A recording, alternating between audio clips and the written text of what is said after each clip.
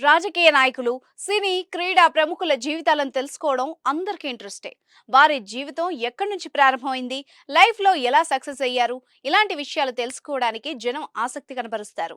ప్రధాని మోదీ లాంటి నాయకుల గురించి అయితే ఇంకా చెప్పనక్కర్లేదు. మోదీ గురించి తెలుసుకోవడానికి విశ్వవ్యాప్తంగా ప్రజలు తెగ ఆరాటపడతారు. ఎందుకంటే మోదీ భారతదేశానికి ఇప్పుడు ప్రధాని అయినా ప్రపంచంలోనే ప్రధాన నాయకుల్లో ఒకరు. ఆయన ఒకప్పుడు మాత్రం చాయ్ అమ్మే వ్యక్తి. అలాంటి మోదీ భారతదేశ ప్రధానిగా 2 సార్లు ఎన్నికయ్యారు. ఇప్పుడు విశ్వంలో బలమైన నేతగా ఎదిగారు. కఠిన సమస్యల మధ్య భారతదేశాన్ని విజయవంతంగా ముందుకు నడిపిస్తున్నారు. ఆయన పాలనలో ఎన్నో అసాధారణమైన నిర్ణయాలున్నాయి.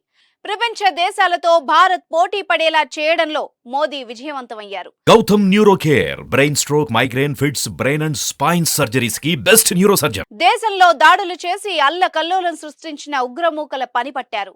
అలాంటి మోదీ జీవితం అందరికీ తెలియజేయాలన్న ఉద్దేశంతో ఓ సినిమాను తెరకెక్కిస్తున్నారు. త్వరలో మోదీ బయోపిక్ రాబోతోంది.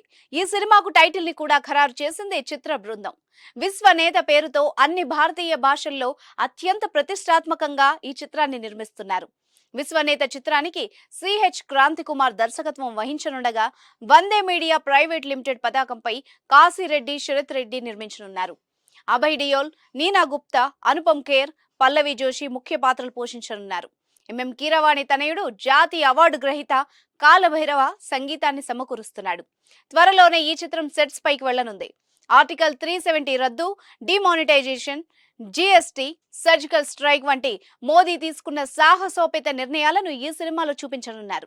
అదేవిధంగా చాయ్ వాలా స్థాయి నుంచి విశ్వనేతగా ఎదిగిన ఆయన మహా ప్రస్థానాన్ని దృశ్య రూపంగా ఇవ్వనున్నామని సినిమా యూనిట్ చెబుతోంది. త్వరలో లోక్సభ ఎన్నికలు జరగనున్నాయి. ఈ నేపథ్యంలో మోదీ బయోపిక్ వస్తూ ఉండడం చర్చనీయాంశంగా మారింది. 2019 ఎన్నికల సమయంలో కూడా పీఎం నరేంద్ర మోదీ టైటిల్ తో ఓ బయోపిక్ విడుదలైంది. అందులో వివేక్ ఓబెరాయ్ ప్రధానమంత్రి నరేంద్ర మోదీ పాత్రలో నటించారు. మళ్ళీ ఇప్పుడు మరో బయోపిక్ రావడం ఆసక్తిగా మారింది. ఈ చిత్రంలో ఎలాంటి విషయాలు చూపించబోతున్నారో చూడాలి.